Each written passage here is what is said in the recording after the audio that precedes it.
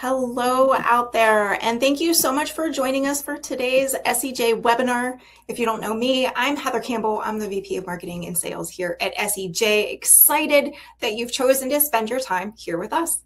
I am here with Jeff Schwartz. Jeff, did I get that last name right? Did I Yep, pronounce it? absolutely. Yeah. All right. He's the founder and CEO at Reviewly.ai. Jeff, this is your first SEJ webinar. Thank you so much for joining us. How are you doing today? Good. I'm excited to be here. Excited to work with you guys on this. Yeah, us too. So we're going to be talking to you about local SEO and visibility and how to get clients into those AI results. So real quick, I'm going to go through some housekeeping and then I'm going to turn it over. If you need closed captioning, is the CC in the top right of your screen. Give that a click. We will have time for Q&A at the end of Jeff's presentation. So if you have questions, you can either leave them in the chat or leave them in the Q&A tab. If you leave a question in the chat and you notice it disappears, it's probably because I moved it to the other tab. Once you get to the Q&A tab, though, if you see a question that you like, you can give it a little thumbs up, and that'll let us know to front load those. Before you leave today's webinar, we're going to drop a survey on you. If you can take a minute to take that, it just lets us know how today's webinar went and gives you the opportunity to suggest future topics if there's something you're specific that you're looking for. There's little emojis at the bottom, so if Jeff says something you like, make sure you raise the roof, give him get a little bit of love. Don't spam them. We've had to turn them off on people before, so I'm not afraid to turn them off if we need to. I see people in the chat doing what they're supposed to be doing. Let us know where you're coming in from. Jeff, where are you based out of? I'm actually in San Diego, California now. I just moved from Scottsdale, Arizona about 6 months ago. So I'm in nice little 70-degree California today. Nice. Yeah, we're like 80s here in West Virginia, and I am loving it today. Like we could use a little bit of this. So awesome. All right. Well, everybody is getting acclimated, and I'm going to get out of here. I'll be back at the Q&A. Jeff, they're all yours. Awesome. Thank you so much, Heather. And thanks everybody that joined us today as we go through. I'm going to click over to the first slide and make sure that we're moving as we get in. I see a couple of folks from New Jersey. That's actually where I grew up. I saw Howell and I saw Southern New Jersey. I actually grew up on the Jersey Shore. So hello to you guys and everybody around the world. Congratulations for joining us. And thank you so much for coming on today. We're going to talk something that is near and dear to my heart as an agency owner, as a software entrepreneur. Local SEO has changed in the last year and a half for us, and the way that we implement it, the way that we look at local SEO and AI visibility. So we're going to talk from like an agency perspective today of how to get your local clients into AI results. And this was a big pain point for me for a very long time, trying to figure out like, how does this actually work? What do we need to do? And over the last several months and even the last couple of weeks, some of our biggest contractors and vendors and folks that we work with have all come back and said, what you're talking about on this call has truly made a difference for our clients. And I'm happy to bring it to you and just kind of show you exactly what we've been doing behind the scenes and how it can help your business, your clients, and how to get your clients ranked on AI search results. So over the last year or so, search behavior has really changed. AI is becoming the recommendation layer for how search results are presented. And the click is no longer where the decisions begin. I got a yup from Jared in the chat, just saw that all big, right? The old model that we used to talk about, and look, I've got folks on our team that are the SEO folks. This is the layer that comes above your traditional SEO. It used to be like rank page one, earn the click, win the customer, all that great stuff. Well, the new reality here is that AI is actually going out and filtering before the click happens, okay? The visibility and the work that you've done so far as a local SEO is no longer truly enough. And the question that we've been asking ourselves for our own company, we've been asking for our clients is, will AI recommend this business, right? And you've got to be able to put yourself in play as an agency offering a service that has the capability to recommend your clients from there. Because what we found was that businesses that were better are being ignored, okay? weaker competitors that are out there are getting recommended because AI is looking for signals to show that this business should be talked about because of a couple of key things. And it's all built on signals, not the quality of service of the business. So this is where marketing matters. This is where we come in as agencies. So we've seen clients with fewer reviews, weaker SEO, even a website that you're wondering, how are they showing up? Why are they being recommended? It's because AI understands the entity of that business and what they are and what they're actually doing from there. What you're looking to do today, more than ever, is to provide clarity of who you are, what you service, where you actually provide that service, and provide those signals to AI. And there's a very specific way that you're able to do it that used to be a commodity, but now it's becoming the forefront of what really helps shape the recommendations of AI. So AI doesn't necessarily recommend the best businesses. We just talked about that. Okay. What does it do then? Well, it recommends the businesses that it understands best. Think of AI as like a pattern recognition engine. It's out there. Okay. Here's what it's looking for. It's looking for a couple of big key things. Consistency across platforms. 10 years ago, we used to all talk about name, address, phone number. All the citations, all the directories, all had to match exactly. And that's still true. But if you take that thinking and you now apply it to AI search, is it relevant to the query of that person, of what they're trying to solve, the problem that they're actually trying to solve right now? Can AI find them a solution? And you can do that through structured contextual signals. And you need to do that on a regular basis to show AI that you're engaging and that you're actually a trusted entity or trusted business that can actually be providing a service that's out there. So you want to look at it as like, what's the equation for AI confidence? It's clarity, consistency, and providing context from there. Those are some of the biggest things. If you took anything away from this, look at that and go, how do I provide AI the confidence to recommend myself or my clients? Now, where do LLMs actually learn about a business? And this is where we spend a lot of time going out there and looking, trying to find what's the best possible way for a small business owner to create trust with AI. Okay. And what we found was that reviews have become a key foundation to AI trust infrastructure. It actually provides one of the richest business data sets that are out there because it's talking about the business for a couple of key factors. Okay. Number one, real customers are talking about the business. Most of the time, they're natural, unscripted descriptions of the services, their outcomes, the overall experience working with that business from there.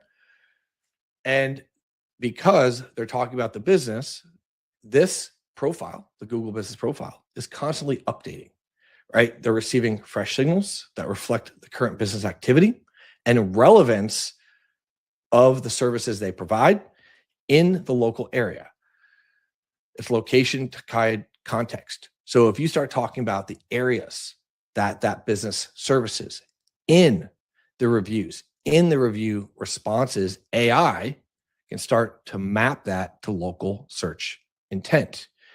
And because all of this is based around how people search, behavior-based results, it is grounded in those real purchase decisions for the business. And this is what AI really takes as a trust layer. It looks at the overall site. It looks at who's talking about the business, who's talking about it recently from there, and then what's the behavior of those individuals as we go in. We've really talked about reviews over the last several years and maybe commoditized it a little bit, to be completely honest with you, up until AI 2-3 years ago. Because Reviews used to be great. You have a rating. Okay, cool. You have more reviews. We're basically helping the Google business profile rank. We're getting it into the top 3. But what it does now is a shift. Okay. Reviews on a Google business profile for your clients, for your agency, creates infrastructure for AI to understand exactly who you are and what you do. Every review, every response. Oh, I don't know why that did that. Every review, every response, where the business operates and who you actually serve, and it creates trust. Because if you're talking about the same services in the same area and people are having the same great experiences, AI now sees that as a trust signal. Reviews are no longer just reputation management. Okay. They're helping create AI visibility, and you can create an infrastructure around that for yourself and for your clients as you go through. Now, let's talk about what AI actually uses to decide who they're going to recommend from there. It's looking for patterns of trust. Okay. There are 3 signal layers that help drive the recommendations. Number 1, reviews. These are the identity signals that people are talking about this business. People are interacting from there.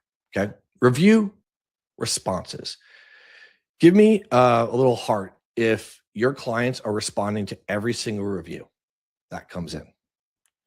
Because if they're not, this is a huge opportunity for you right now. We'll talk about that in the signal portion.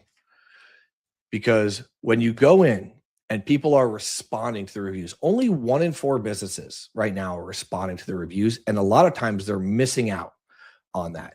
You have an opportunity to reinforce that signal from the business right there in your review responses.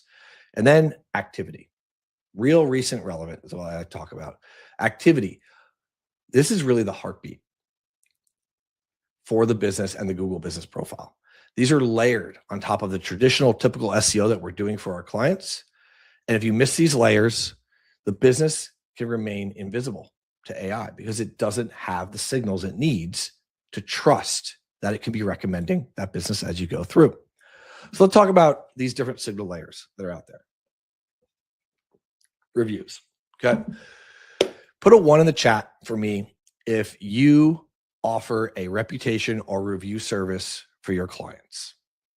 Put a 0 if you don't. Okay.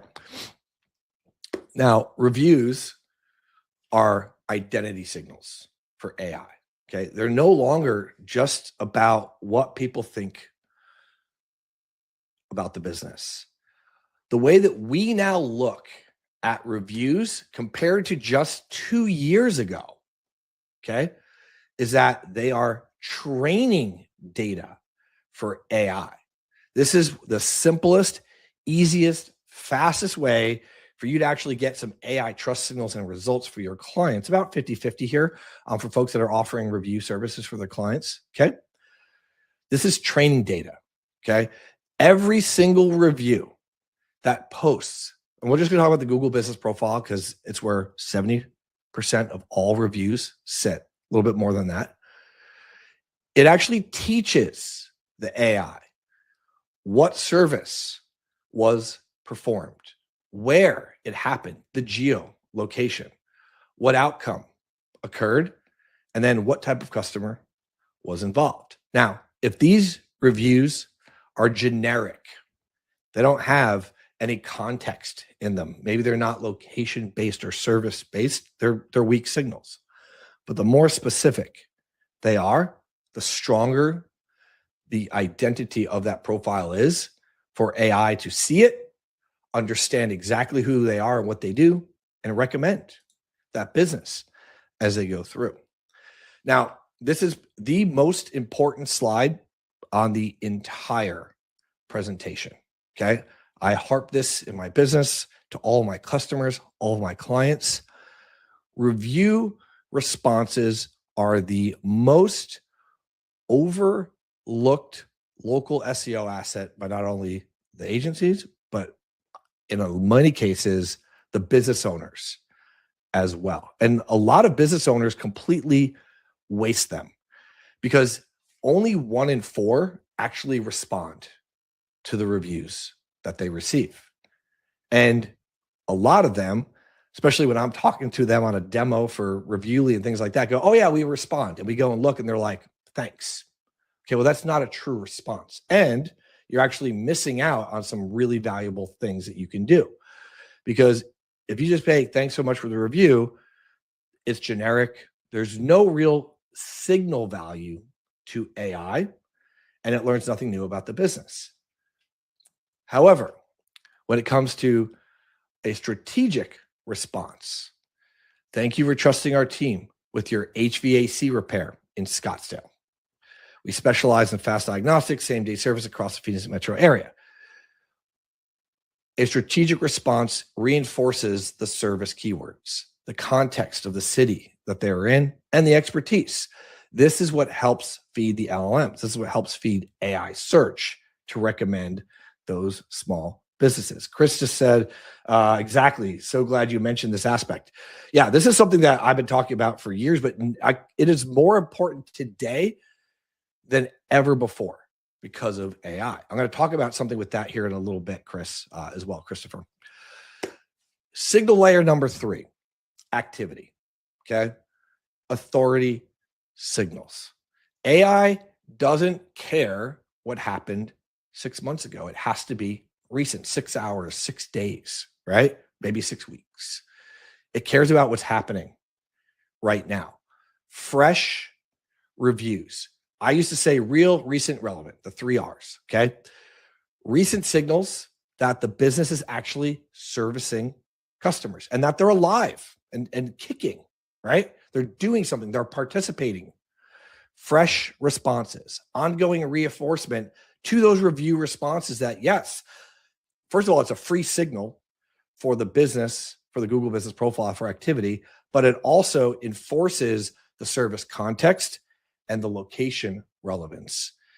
And then being consistent. Think of it like the heartbeat signal, right? You want to have it going constantly. It shows Google, it shows the LLMs and the AI search engines that the business is active, relevant, and trustworthy. So these are the 3 signal layers that we need to be feeding to AI.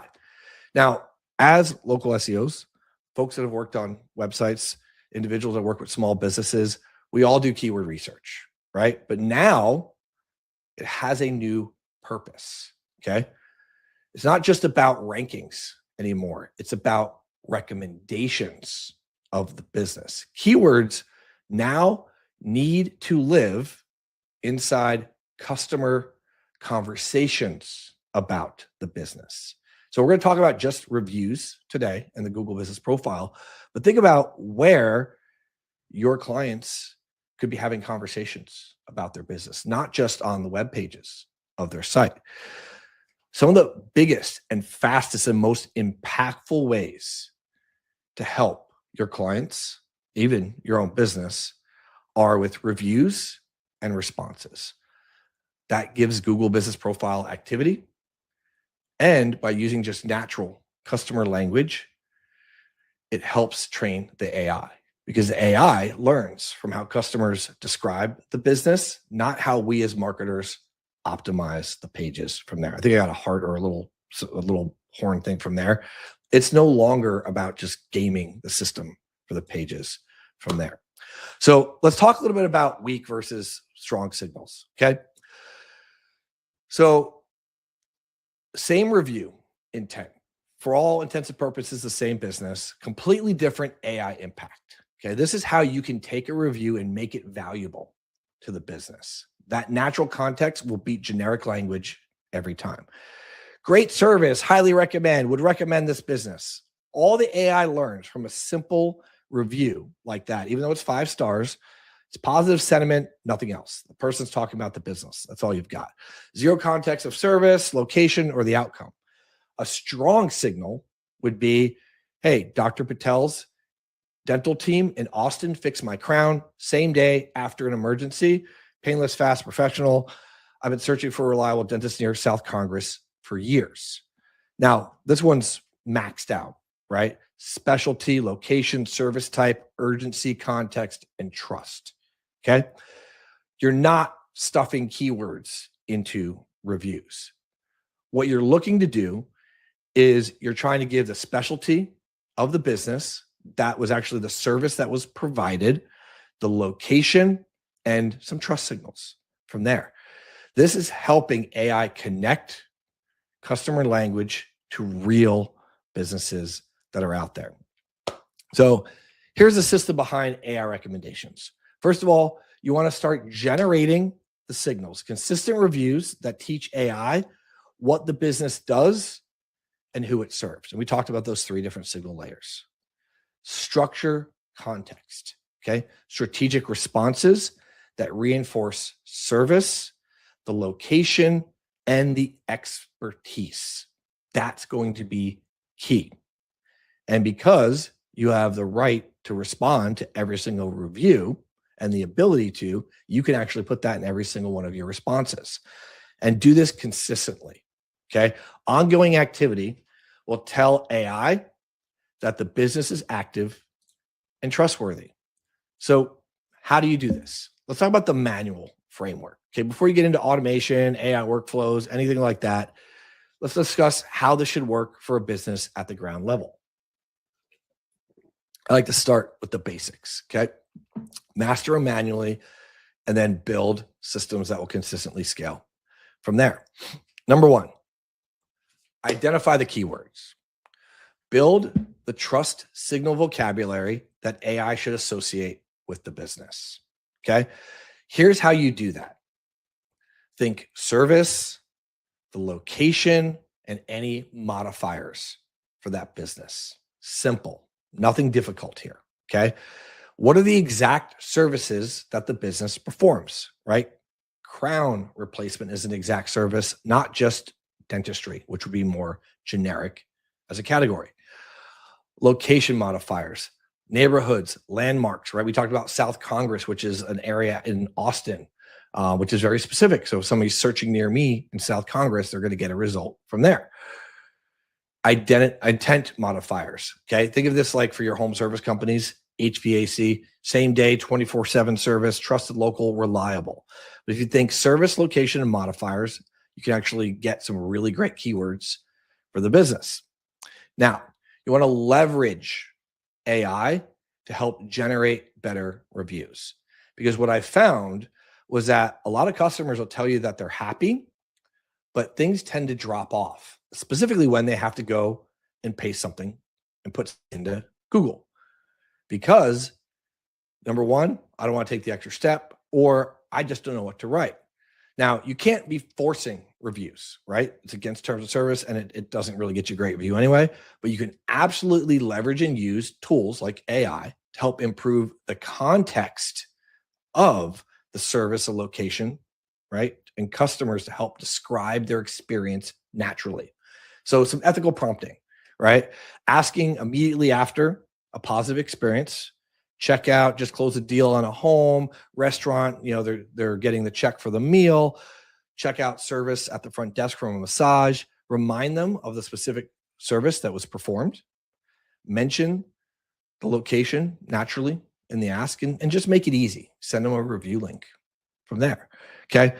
Guided context, helping the customer understand what's going to help the business. Because a lot of people are willing to help. They just don't know how, right? It will help create a stronger AI signal without violating platform policies.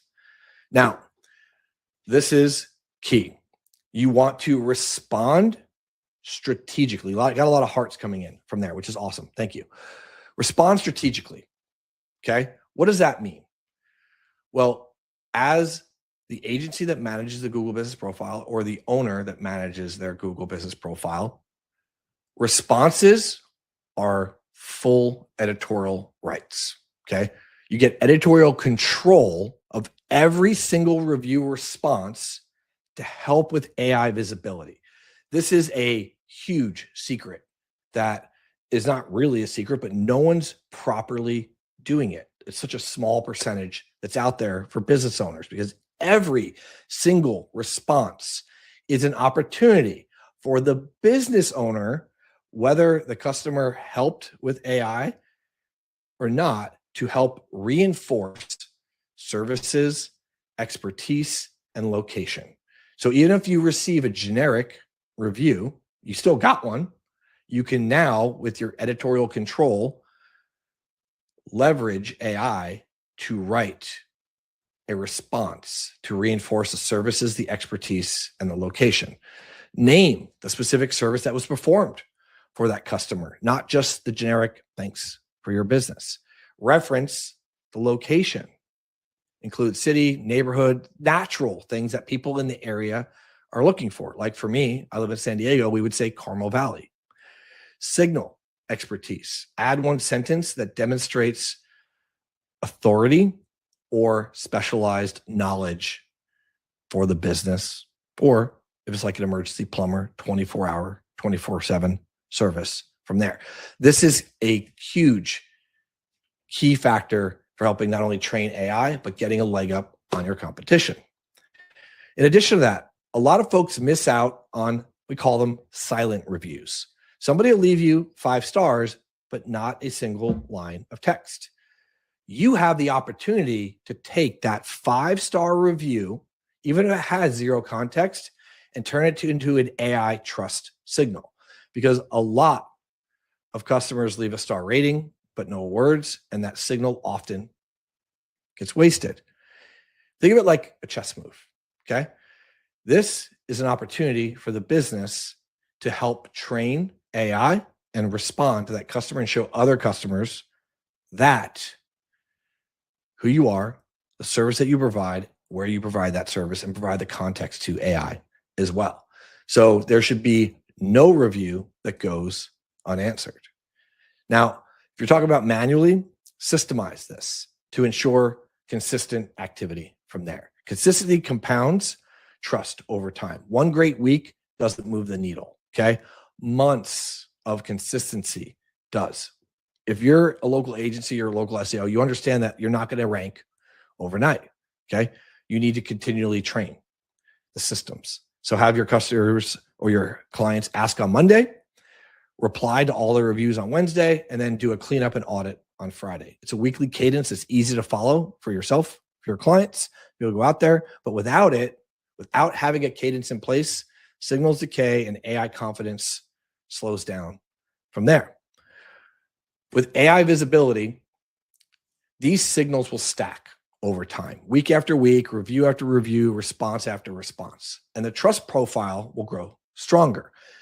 Over the next several months, you can create a trust moat that competitors will struggle to close because you've got history. The 3 different signals are working, and it's compounding the advantage for your clients. Now, why do most businesses fail at this? The problem isn't knowledge, it's consistency. Most businesses already know that reviews matter, but life gets in the way. They stop asking, the review volume drops, or they forget to respond. Responses go unanswered for weeks or even months, and then the activity eventually just kind of dies off. I think of this like January, New Year's resolutions, people go to the gym, and then by February, the gym's empty again, okay? That's how reviews have tend to work without a system. Manual doesn't scale for an agency. The system works beautifully for one client. You hit 5, you're pretty much okay. You hit 10 plus clients, that manual execution starts to break down. Inconsistent weeks. Signal starts to decay because you're not following the process, and your clients start to lose that competitive advantage in the space. So what you need to set up is an always on AI trust signal engine. Consistency without the manual effort. This is where automation starts to become infrastructure. It's not a shortcut. It's a trust signal engine that runs every week across every client without dropping the ball. Now, when you set up a system that actually can help remove the client from the process, that visibility starts to compound. The AI systems gain confidence, and businesses begin appearing more consistently across AI generated recommendations, which is what we're looking for. Review volume increases the visibility of the business on the Google business profile, as well as in the AI search, because there's more context and it's trusted. Response rates reinforce those signals. The activity of that Google business profile is rewarded. The heartbeat is there, and AI can gain confidence that that business is the obvious recommendation in the area. So what does it look like? So same business with different signals, okay? If there's sporadic reviews, little context, basic responses like thanks, Google business profile activity that hasn't been touched for months, AI is not even sure if the business is open, the confidence is low, and it probably isn't going to recommend the business. However, if you implement these signal layers into your clients' businesses, you'll be consistently recommended because the reviews are rich in the service context. They happen on a regular period. The strategic responses help reinforce location and expertise. Active, consistent Google business profile, all of that combined gives you a higher chance of showing up when somebody looks for a business near them. AI recommendations are consistent and growing, and you start to build that moat for your clients. So let's talk about some important takeaways from today. Okay. The shift is already happening, and it's been happening for the last year or so. And as an agency, I saw a lot of you had one or zeros in the chats before. If you adapt early to this process and you really buy in on what an AI trust signal is and can do, and leverage reviews and review responses for your clients, AI will start to recommend those clients with confidence, because the clearest, most consistent signal will win. Reviews are no longer just vanity. I've got the highest star rating and the most reviews for their business, because of how AI recommends a business entity and how it looks across the web. It's looking for real, consistent, contextual activity about the business, the services they offer, where they're located, and any specialties. If you leverage reviews and review responses to help feed those signals, that business is going to be consistently showing on the AI search when somebody goes out there, because you're going to have a compounding advantage as you build that moat for your clients week by week as we go in. So what we've done is we've actually built an AI trust signal playbook for you, show you exactly how agencies like my own and other businesses are operationalizing AI visibility, tools, templates, and systems that you can implement immediately. And we'll actually put a pop-up here on the screen. If you went to Reviewly.ai/SEJ, we're going to walk you through everything that we're using right now to have clients show up in the AI search engines and to get them the best results on their Google business profile from there. I want to leave you guys with a quote before we get to the Q&A. Okay. The businesses that are winning right now in AI search aren't gaming the algorithm. Nothing we're doing here is gaming the system or outside of a white hat strategy or technique. We're building stronger trust signal systems, and the agencies that understand that and get that first are going to dominate local SEO over the next few years. I've got a client where they were nowhere shown in the area. They're a national company. Now they're showing up higher and higher, and they're starting to show up through ChatGPT. They're actually getting results and calls and closes and deals because AI is now recommending the business. And one of the key factors that we took in to have that client actually start showing, and we can track it back to where those leads are coming from, are exactly what I showed you today. So Heather, I know we have some questions and a lot of folks put in some longer questions and things like that. do you want to go through and we can look at some of the questions that have come in and I can answer them for the folks that are on here? I do. We have a great set of questions to get us started. If you guys have any other ones, please throw them up there. So Julie asks for reviews. Are Google the most powerful, useful versus like Yelp and et cetera? And I saw a couple questions around here. Is this all for Google or does this go into other platforms? So what's your insights here? So 75 or 73% of all reviews for local businesses are on Google. Yelp is a distant second. And when you look at it in the local area, the near me searches, folks are searching on Google. That's where it's going to be pulling the data from. Now, do I say ignore the other ones? No, but they are something that you should potentially be paying attention to as you go through. I have clients that use Trustpilot as well, outside the US, TripAdvisor. But if you were to have one of the options, the number one that you should be looking at is Google for the Google business profile, because that's where most of the local business reviews are. When I had my previous company and we offered more than just Google business profile reviews, what we found was that folks would offer those other ones like Yelp or Facebook when Facebook did reviews back then, not just the thumbs up, thumbs down. Everybody always put Google first. Every single person. No one ever put anything above Google. So that is the primary one that I would focus on. And then if you want to diversify a little bit, yeah, sure, depending on the business type from there, but that is the key in the primary. You do want to be feeding reviews to as many platforms as you can, but starting out and the most strongest one you should be looking at is the Google business profile. So Sterling, yeah, it was a good question. Thanks for that, Jeff. So Sterling asks for reviews. What about businesses that need to apply by privacy guidelines like HIPAA? Yep. Is a weaker response better than no response? That's a great question. Funny enough, I was actually on with a telehealth medical company about 20 hours ago for a guy in Tampa actually talking about this stuff. Yes, obviously guidelines, HIPAA compliance, and you need to make sure that like you're following those laws and rules here in the US.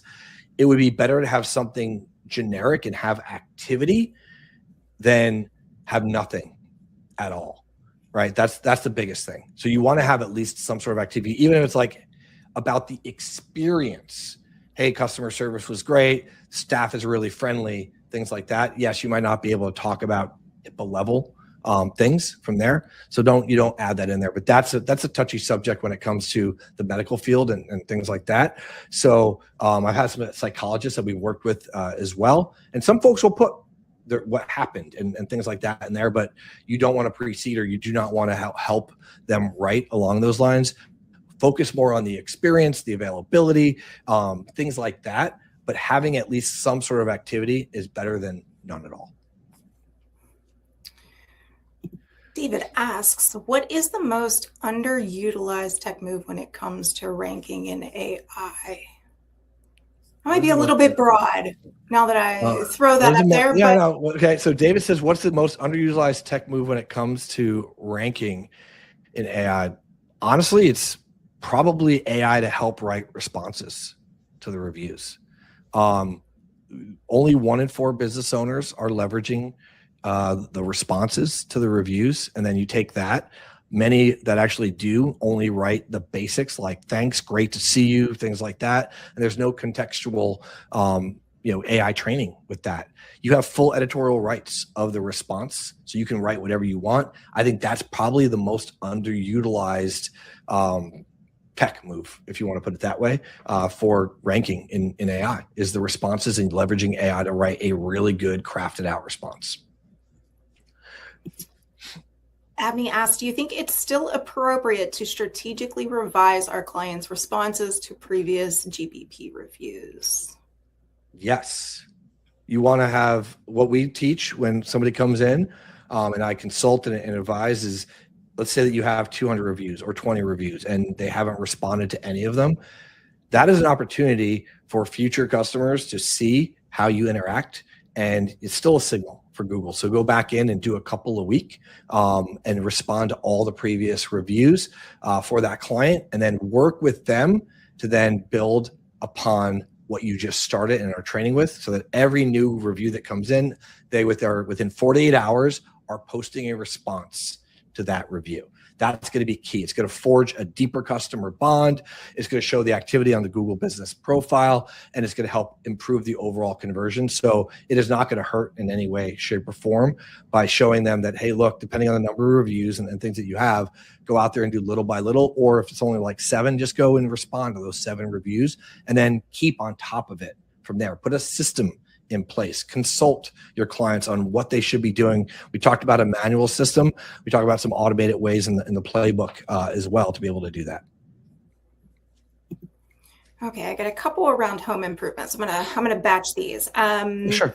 Greg asks, lots of pictures for Google Business Profile. Should I be uploading new pictures weekly? Does this help? Yes, it does. And it's activity on the Google Business Profile. So what I would recommend is have a day of the week, or a person, when a job is done, upload that content to that Google Business Profile. So yeah, you want to update and you want to show activity that is alive and kicking. Because if it's a home improvement service, you're not doing 7 deals or 7 new clients a week unless it's a massive company. So anytime you have the ability to add activity to the profile, do it, right? And you don't have to batch. Let's say you have 30 photos, do a handful 3 times a week. So if you have 20 photos, do 7 on Monday, 7 on Thursday, and Sunday do the remaining 6. That's perfect, because that actually answers Jared's question, who says he works for a home remodeler who doesn't have the opportunity to get consistent reviews. So instead of putting everything out at one time, batch them out. Yeah. I consult with home service companies, insurance companies, restaurants, basically every type of business that's legal. I've worked with in some way, shape, or form. The biggest thing here is find a way to create activity on that profile, because if you are doing home remodeling and it's one guy truck, he can maybe do 1 to 4 jobs a month. So space out your activity from there, and then definitely make sure that you get the review. Use review devices like an NFC business card where they can tap or scan when it's closed the deal, you're getting the invoice, and they're all happy. Hey, take some pictures of you guys happy in your home with your new kitchen counter and remodel. Hey, do you mind if we post this online? Cool. Then share it to Facebook. There's so many different things you can do. Just think of how can I take this and stretch it out over the next week or 2 weeks? Yeah, take past jobs and make compilations. The only reason I'm looking for contractors right now. I have been all over their business profiles, and some of them do some really cool things. They're doing some things with videos, and they're older remodels, but they're making it fresh. So, okay. So Julie asked, and I've seen versions of this, and I know that you did touch on it, but how can you naturally ask a customer to be specific in reviews? It feels awkward. Somebody else said they don't know how to instruct their employees to ask for them. Yep. So what we do at Reviewly.ai is we actually have the ability to put keywords in the system of the services and things like that into the system to help draft. We have AI assisted drafts that will help the customer write a better review. So what I would say in this case, if you're doing it manually, Julie, is just say, hey, would you mind mentioning that you were here for a crown replacement today? Something like that. Just pick one thing, not, hey, you're at South Congress and getting a crown replacement and this other thing. You're just going to blow their mind. They're not going to know what to do. Pick one thing. Hey, would you mind leaving us a review about your crown replacement today, or about your emergency tire repair today? And then that will trigger them to go, that's at least the keyword that's in there if you can't leverage a system like Reviewly.ai. All right. I like Jonathan's question. We're going to take this. Does the hack of using Google Maps every day to travel to work actually work when you follow the directions? Does it help your SEO? Interesting. I don't travel a lot. I've never heard of that. So I didn't know if maybe that's something out there that I didn't know. Look, I've heard of the take photos, your competitors, all that stuff in the past, and there's geodata. Honestly, I keep things simple, Jonathan. If I'm going this deep into it, I'm going to go hire a very big and expensive team to do those things. I honestly don't know. And I don't see why it would specifically help you. Google's pretty freaking smart. I would focus on something else rather than this for the business if it was me personally. Okay, Gil asks, if you service nationally, what do you do with the location identifier in the review response? Okay, so it depends.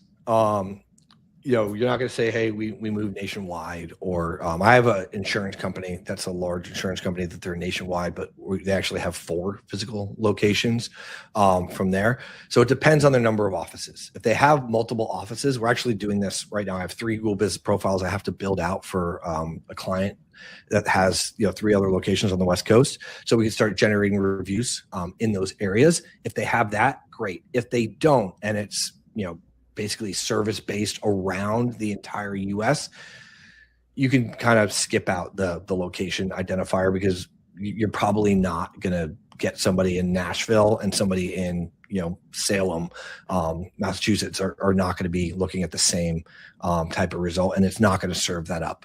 Now focus more on the product, the service, and that kind of context, not necessarily location in this case. Not every it's local SEO. Not everything's going to be perfect. It's not going to fit in every single box. Maybe it's why I like it, because you always have to solve a little problem here or there. Not everything fits into the 1, 2, 3 box all the time. And that's where testing and playing comes into focus. So Chris asks, how do you explain to your clients the ROI on GPP posts when there are no metrics? Cool. I don't. What I tell them is, hey, look, we can track the metrics knowing that you're getting leads coming through ChatGPT. I don't just do one little small specific service for my clients. We do lead generation. And at the end of the day, either you have more phone calls and leads for your business or you don't. This is part of that entire package from there. I don't get into the nitty gritty of, oh, we're on the grid here and now we're not, or this changed, or you went from number 2, number 1, because you're basically putting the value that they perceive you with based on something you can't 100% control. What I can control is there's different ways for me to generate leads for this business. So I frame a results-based package of, here's what I can do for you. We can help generate, based on every 100 customers that you put through the door and ask for a review, we can generate 15 to 25 new reviews. So that's a way that I could position that from there if you follow the system. So there's ways that we look at the ROI, the value provided. And if you're getting into GBP posts and those things, you're looking at the wrong way of framing it to your clients. And I would argue that bundle that into an overall package and just make that ancillary in that case. Okay, I like Mario's question, but we're going to skip the first question. It's 2 different questions. So we're just going to go down to the bottom when we already got the top one. So he asks, I was curious if a client who had a positive experience, but did not leave a review, did not actually leave a Google review, but advocates about the brand on platforms like Reddit, who would that also help with local trust? That is a great question, Mario. And yes, it can, because the LMs are looking at contextual conversations. And we have a subreddit for our company and for our clients' companies as well, where people talk about our services. We go in, we monitor. So yeah, so if that would be kind of strange that you wouldn't leave a Google review, but you're in there like being a complete brand ambassador on Reddit. But yes, it does help because it'll talk about the products and services. And I actually wasn't using Reddit a lot for the last 10 years. And I've recently, in the last 6 months to 9 months, have come back to it because it plays such a major part in feeding AI. Because what do the AI search engines want? They want people talking about the business. It's a public forum. It's a very high rated and ranked site. So yeah, I would say it's going to help with local trust. Christina asks, what is the best way to handle negative reviews? That's a great question, Christina. So I actually talk to the business owners that see this. And 10 years ago, no one, like when we tried to sell reviews and reputation manager, like, oh, I'm afraid I'm going to get a negative review. Who cares? It's the opportunity for you to train the AI signal. But it's also when a negative review comes in, we talk to business owners about being pragmatic and responding based on the situation that happened. This is your public forum to show that no matter what's going to happen, you can actually help solve the problem. As a matter of fact, one of my friends is the manager for Cabo Shark Dive. And they had a lady that came in from Europe, and they're not used to paying VAT, which is a tax. And it was very clear on the website, the entire process, everything. And they can't control whether you see sharks or not, right? You're out in the ocean. So she had a good experience with sharks, but then left a 2-star or 1-star review about getting charged tax. And he went in there and pragmatically responded and said, hey, look, we had a discussion on the phone. It's clear on our website. We understand that like part of your culture and where you came from, that's not typical, but it's what we have to do here to charge. And he actually had another business owner from the US that was coming down, book specifically with him, and told him on the phone, we're booking with you because of how you handled that negative review and how you were very clear with the customer. You try to resolve it publicly, and you can also feed context into those reviews as well, right? Hey, we're sorry that you had a less than favorable experience. Here's our contact, here's our outreach information, making sure that like that number is able to be resolved. And it'll help improve conversions down the road, because what do we really look at if I'm looking at reviews? I want to see a couple of the positive, but then you go to the 1s and the 2 stars and like, well, what happened? What went wrong? What did somebody like? What did they not like? And if you can see that the business owner is actually attempting to solve the problem, I know as a consumer that if something does go wrong, they're at least willing to try to make it right. And you can publicly do that by responding to negative reviews in a pragmatic way and showing how the business owner is actually willing to help or reach out after the fact.